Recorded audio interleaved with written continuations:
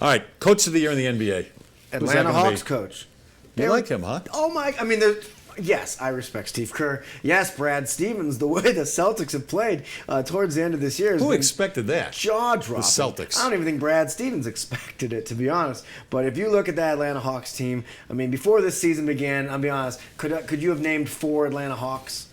Maybe 4. Or the coach. Yeah, or the coach. I can't. What is it? Budenholzer? I'm barely naming the coach. You know what I'm saying? But he figured out a way where system rose above players and superstardom, and they were. A lot of people thought they'd be like 10th or 9th. I didn't think they'd make the playoffs this year. And I know they're in the weaker conference, but to be number 1 and to win the way they do, it's pretty impressive. Yeah, I think he's the runaway choice, but I will tell you this: I think Scott Brooks had his best year coaching.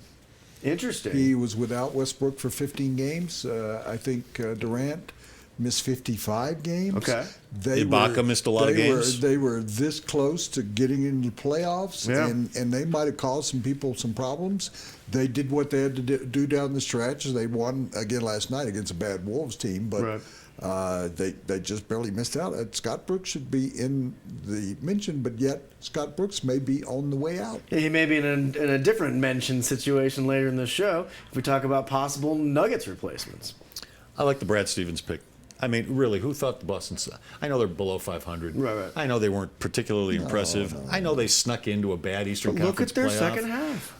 I've been told by a number of people that Brad Stevens is special. That he's a very special guy. That if he wasn't an NBA coach, he'd be a millionaire as a financial advisor. He could run schools. I mean, this guy just is aware of everything around him. Very bright, knows how to relate to people, and that what. I was saying he's just a special kind of guy, and I think he showed that in but Boston. A team that everybody thought was a he, dog team is going to the playoffs. Well, it's still a dog team, but how bright is he to leave a great coaching job in college to go to the Boston Celtics and say, okay, I got to spend 5 years rebuilding this franchise? Well, it's a pretty good start to the rebuild. And I think he kind of reached the mountaintop in college. A pretty good start. They made the playoffs. They're in a lousy conference. A lot of people felt they would be one of the worst teams in the NBA. Two of the assets could have made the playoffs in the Eastern Conference. Is there one? Frank Azzola is a good friend of mine. He's on Around the Horn. Sure. He says the most compelling playoff series is going to be the Celtics and the Cavaliers. No. Are you but kidding look me? at the way How the compelling is Celtics that going to be? played. 4 days? I know, right.